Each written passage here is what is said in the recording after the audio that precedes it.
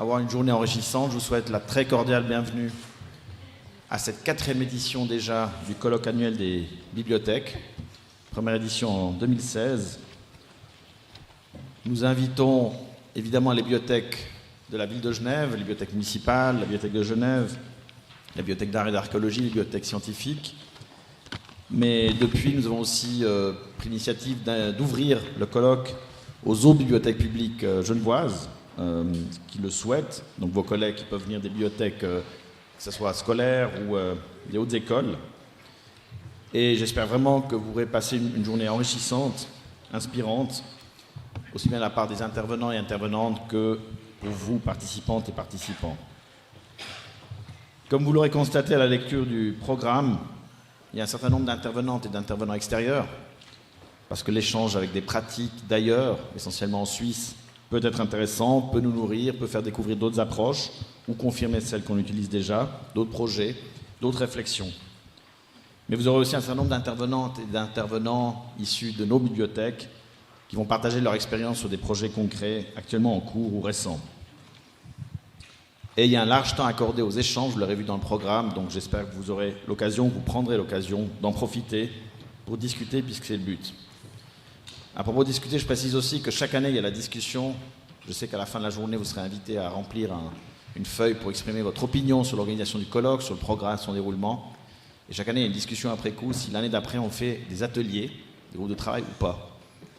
Les avis sont chaque année évidemment partagés, parce que le format de la journée ne facilite pas forcément les ateliers. C'est vrai qu'en principe, la discussion serait peut-être plus facile ou plus enrichissante en petits groupes, mais n'hésitez pas de nouveau à vous exprimer sur cette question, et nous essaierons chaque année évidemment d'améliorer la formule.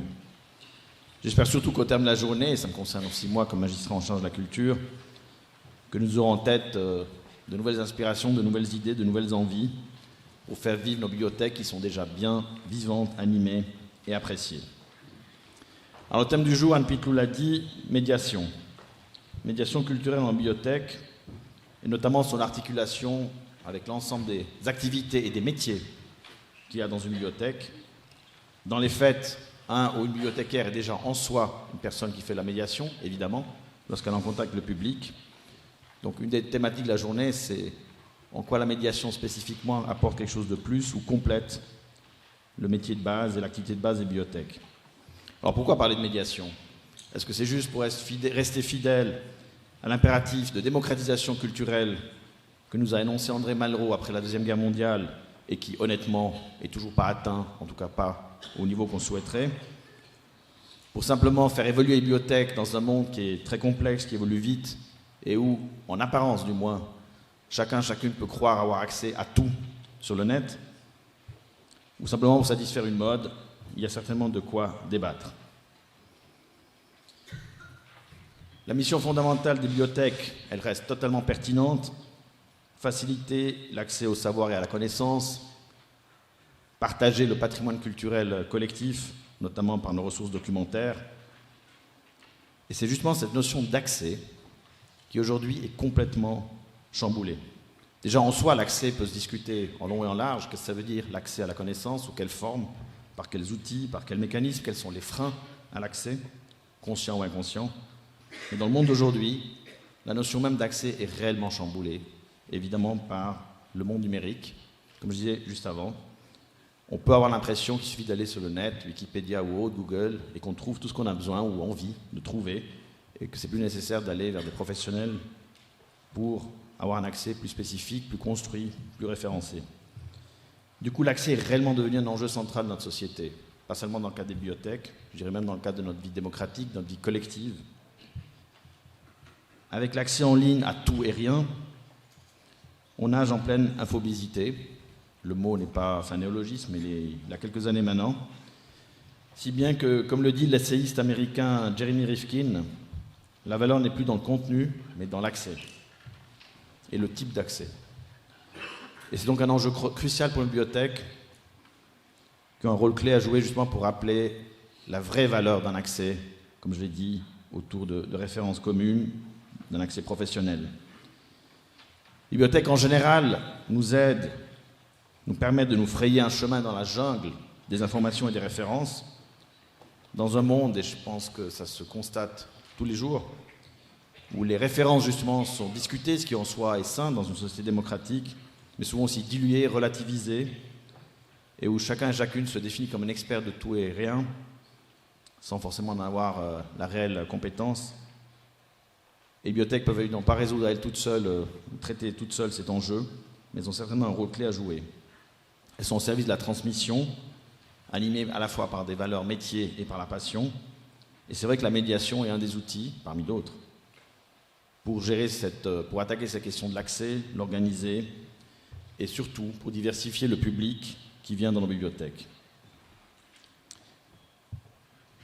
On partage la passion du livre, ou des ressources documentaires au sens large, de l'échange.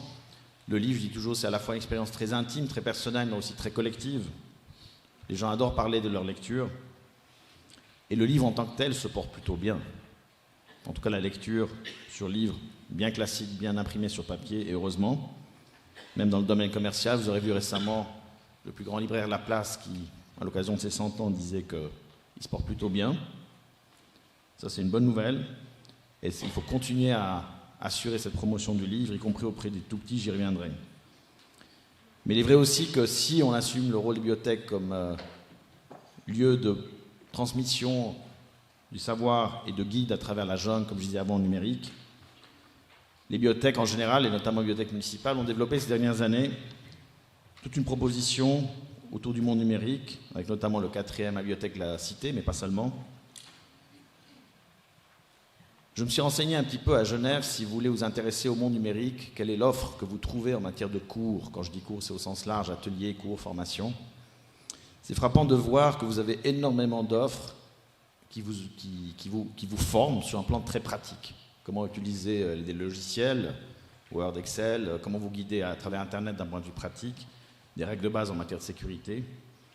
Mais peu, finalement, pour l'instant, et là le 4e fait office de pionnier, sur plus largement ce que ça veut dire être aujourd'hui un citoyen, une citoyenne dans un monde numérique, d'être à la fois autonome et responsable, de se mouvoir dans ce monde extrêmement agité qui évolue très vite, de ne pas céder évidemment à la tentation des gadgets. Et d'ailleurs récemment je parlais avec une personne qui souhaite à Lausanne et qui travaille beaucoup avec les seniors dans le domaine du digital, dans le domaine numérique, et m'expliquait qu'en réalité aujourd'hui le fossé n'est plus tellement générationnel dans le numérique. C'est un fait que les aînés sont arrivés sur le tard, peut-être, qu'ils n'ont pas forcément connu toute la réalité aujourd'hui du numérique dans leur carrière professionnelle ou dans leur vie privée. Mais comme ils ont en général plus de temps, ils y vont, mais ils y vont avec un esprit critique. Ils choisissent, ils prennent le temps de comprendre, ils prennent le temps de choisir, de dire ça m'est utile, j'utilise, ça m'est pas utile, ça fait aucun sens. Et ils deviennent entre-temps presque des prescripteurs ou des prescriptrices tout à fait pertinents pour des plus jeunes qui, notamment dans les tout jeunes, qui eux risquent de tomber sous la pression d'être toujours connectés aux derniers gadgets parce que les copains et les copines en classe le sont. Et on a besoin de ce débat, on a besoin de ces espaces d'échange. Je sais qu'il a lieu en partie à l'école, dans d'autres sites, mais c'est vrai que les bibliothèques ont certainement un rôle à jouer. Il y a aussi la bibliothèque de Genève qui travaille activement sur la numérisation de ses collections. Je rappelle aussi le projet qui a une dimension particulière à Genève, plein de partenaires de numérisation de la presse genevoise, y compris de la presse disparue, si on pense à la Suisse. Et les opérations déjà faites, par exemple de numérisation de la presse, le journal de Genève en particulier, rencontrent un énorme succès. Par rapport aux tout petits, j'ai mentionné avant, c'est évidemment le premier échelon qu'on essaie de séduire avec le livre, et ils sont demandeurs et ils répondent présents. Et les bibliothèques municipales sont extrêmement actives dans ce registre, parmi de nombreux autres, et je les en remercie, de même que les bibliothèques scolaires. Et j'aimerais citer l'histoire fort sympathique où, récemment, dans le cadre des 30 ans de la Déclaration universelle des droits de l'enfant, la ville, sous l'égide de ma collègue Esther Alder, avait mis en place un projet qui s'appelait Participe Action, où les bibliothèques étaient partenaires, qui visait à proposer à des jeunes entre 2 et 18 ans de choisir, de voter sur des projets de médiation qui leur étaient proposés par de nombreux acteurs, des bibliothèques, des associations, des institutions diverses et multiples. Et la catégorie la plus jeune, les 2-4 ans, ont choisi le projet du prix des petits mômes, qui est un des projets clés que portent les bibliothèques municipales, et on ne peut que s'en réjouir de cette reconnaissance qui montre que c'est un projet qui touche sa cible. Et puis la Bibliothèque de Genève, à travers sa série des trésors de la bibliothèque, qui permet aujourd'hui aux Genevoises et aux Genevois d'approcher des réels chefs-d'œuvre et des trésors de notre patrimoine, qui d'habitude sont plutôt protégés et mis à l'abri du public pour raison de protection du patrimoine. Et la foule répond évidemment présent. Aujourd'hui même, d'ailleurs, Frédéric Sardet en touchera peut-être un mot tout à l'heure. Si vous voulez enchaîner, je crois que c'est à 18h, hein, Frédéric. C'est Topfer qui est à l'honneur, puisque demain il y a aussi les prix de la bande dessinée, demain soir, ensemble avec le canton. Topfer qui est à l'honneur avec une table ronde à la Bibliothèque de Genève dès 18h à l'espace Amélie Hulin. Et si vous avez encore l'énergie à la fin de la journée, je vous incite à y aller, avec plusieurs spécialistes et le dessinateur Zepp. J'ai appris au cours de mon mandat à quel point Topfer, on croit le savoir, est le père de la bande dessinée, mais il est beaucoup plus reconnu à l'étranger que chez nous. On m'a expliqué qu'au Japon, dans les milieux du manga, Topfer est une idole. C'est vraiment la référence absolue. Donc, sachez c'est un des nombreux Genevois, historiquement plus de Genevois que de Genevoises, mais il y a heureusement aussi de nombreuses Genevoises qui marquent notre planète. Alors la médiation, c'est aussi, je l'ai dit, un moyen, et j'y crois vraiment, de contribuer à diversifier les publics des personnes qui entrent dans une institution culturelle. Vous aurez peut-être capté que mardi, le musée d'ethnographie, le MEG, a présenté son nouveau plan stratégique qui est aussi très axé sur la question des publics. Alors vous me direz, c'est un peu de la palissade. Oui, bien sûr, on aimerait avoir une diversification des publics, ceux ou celles qui n'osent pas franchir la porte d'un musée, d'un théâtre, d'une bibliothèque le font. Mais au-delà de la palissade, c'est qu'est-ce qu'on se donne comme moyen pour le faire réellement. Et une des expériences concrètes qui marchent, ça demande des moyens, mais le résultat est au rendez-vous, c'est des expériences qui impliquent les gens, qui ne les prennent pas uniquement comme auditeurs ou auditrices passives, ou spectateurs, spectatrices, mais qui les impliquent réellement dans la co-construction des projets, des démarches, qu'elles y trouvent leurs propres références et qu'elles puissent les partager avec d'autres. Et toutes nos institutions culturelles qui vont dans ce domaine, quelques années, la réponse est réellement au rendez-vous. Les Genevois sont demandeurs, ils viennent. Après, effectivement, il faut trouver une adéquation par rapport aux moyens. Mais puisqu'on parle d'accès, je vous fais une parenthèse, c'est important aussi sur des questions d'infrastructure.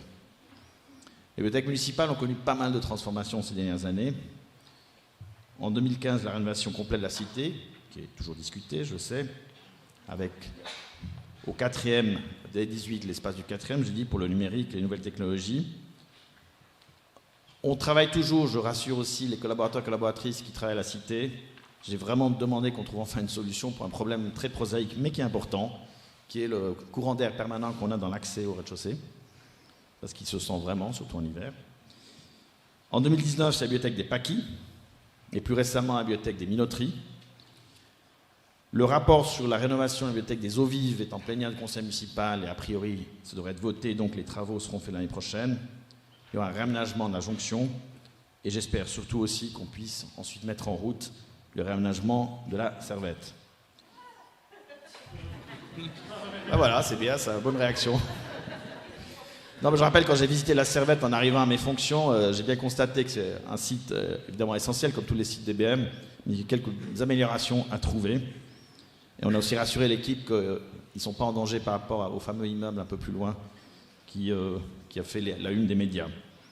Quant à la bibliothèque de Genève, c'est un peu aussi une arlésienne, puis ça fait longtemps qu'on sait qu'elle doit être absolument rénovée et assainie. Le crédit d'études a été voté en 2018, 500 000 francs, où les démarches sont enfin en cours pour voir comment on peut rénover et assainir cette bibliothèque, ce qui n'empêche pas des aménagements ponctuels dans les différentes salles en attendant. Tout ça met évidemment fortement à contribution le personnel, c'est clair, parce qu'on maintient les prestations tout en gérant des transformations. Et en plus, pour la bibliothèque de Genève, et je le relève au passage, il y a eu le défi du déménagement des collections au nouveau dépôt patrimonial du Carré Vert. Je profite là aussi pour clarifier les choses, il ne prend pas l'eau. Hein. Parce qu'évidemment, comme il est entre l'arbre et l'euro, les gens ont vraiment cru qu'avec les titres, c'est qu'il prenait l'eau des deux côtés. Il est en triple coque, donc le jour où il prendra l'eau, c'est que vraiment il y a eu un tremblement de terre de niveau 6 sur l'échelle de Richter, ou même plus, non, il résiste même à ça. Non, par contre, je vous confirme que nos collègues du département des constructions, sous l'égide de M. Pagani, malheureusement, ont admis qu'il y avait des problèmes de finition, qui ne sont pas anodins. Il y a un coin, mais qu'un coin qui souffre de problèmes d'humidité, ce qui évidemment est un peu antinomique avec un dépôt patrimonial. Et puis d'autre part, surtout ce qui est en milieu pour l'ensemble de nos institutions, il y a des problèmes de finition des sols, tout simplement des sols. C'est un peu comme si vous emménagez dans votre appartement, vous êtes tout content, il y a toutes les caisses de vos affaires au milieu de l'appartement, et après on vous dit que vous ne pouvez pas déballer, et vous ne pouvez pas amener le reste de vos affaires parce qu'il faut d'abord vérifier si le sol doit être fait. En gros, c'est ça. Et évidemment, comme il y a un conflit de malfaçon, etc., il y a des expertises en cours. Donc ce qui est déjà déménagé est là-bas, en sécurité, mais emballé, et puis les autres déménagements sont gelés. C'est un peu ennuyeux, notamment pour le mec d'ailleurs, parce que lui, littéralement, sa collection est là-bas, mais emballée. Donc c'est un peu ennuyeux pour un musée. Mais nous y travaillons activement, et puis effectivement, il faudra trouver une solution rapidement, et j'en parle souvent avec mon collègue. Et puis, à la Cité, je terminerai par ça, c'est l'ouverture dominicale. Alors, je n'ai pas oublié les discussions très vives là autour, je comprends. C'était à l'origine une demande d'ailleurs du conseil municipal, du Parlement de la ville, quasi unanime. Depuis, on a 3 dimanches d'expérience. Le public est au rendez-vous, ça, ce n'était pas forcément un doute. Ce qui est intéressant à suivre, mais il faut plusieurs mois pour ça. C'est une expérience, donc elle sera suivie de près. C'est quel type de public, pour quelles envies, quelles attentes. Mais c'est vrai que les chiffres sont assez impressionnants, puisque la fréquentation est forte. 1000 prêts par dimanche, des dizaines d'inscriptions, donc de nouveaux lecteurs, de nouvelles lectrices. Les ateliers de médiation sont complets. Et lorsque j'ai informé mes collègues du conseil administratif de la formule trouvée, je remercie sincèrement toutes celles et tous ceux qui ont activement contribué à réussir cette ouverture, j'ai posé la question à mes collègues s'il y avait moyen de faire une vraie réflexion sur quel est le type de service public qu'on propose à notre population le dimanche ou en général sur les horaires, je dirais, hors horaires de bureau. Je ne parle pas des services d'urgence, évidemment, mais je parle vraiment des services, notamment culturels, sportifs, sociaux, socio-culturels. Parce que là, les bibliothèques font un gros effort sur le dimanche, mais certaines maisons quartiers ne sont pas ouvertes le dimanche, par exemple. Et c'est vrai qu'on a, en quelque sorte, une réalité historique. Les musées sont ouverts le dimanche, les théâtres fonctionnent en général le dimanche, les centres sportifs, évidemment. Les centres sportifs, c'est à peu près 7 jours sur 7, de 6 h du matin à minuit. Mais c'est vrai que derrière ça, c'est la question, pour quel type d'organisation sociale, et il faut qu'on enclenche cette réflexion. Pour terminer, j'aimerais dire, c'est la 4e édition, je l'ai dit au début. Je me réjouis à la fois de constater que le métier de bibliothécaire reste extrêmement pertinent et que les fondamentaux sont totalement valables. Après, effectivement, il y a des défis, il faut les accompagner, il faut les discuter, il faut les comprendre, voir ce que ça signifie pour la pratique au quotidien. Et c'est une journée qui est consacrée à cet élément. Parfois, je me demande s'il y aurait des formules aussi pendant l'année d'ouvrir le débat de manière peut-être plus légère qu'une journée entière avec tout le personnel. Mais ce que je peux vous dire, c'est que tous les signaux qu'on reçoit du terrain ensuite, c'est-à-dire par rapport à ce qui se passe dans nos institutions, quand je vois le très grand nombre de partenariats que vous avez avec d'autres acteurs de la cité, les manifestations, les événements, et ce que j'entends à l'extérieur des bibliothèques, sur les bibliothèques de la ville de Genève, je peux vous dire que vous êtes extrêmement reconnus dans ce que vous faites, extrêmement appréciés, extrêmement engagés. Et donc je vous en remercie très très chaleureusement. Je sais que ce n'est pas toujours évident, mais vous faites votre boulot avec énormément d'engagement et de compétences. Je vous souhaite une très belle journée enrichissante.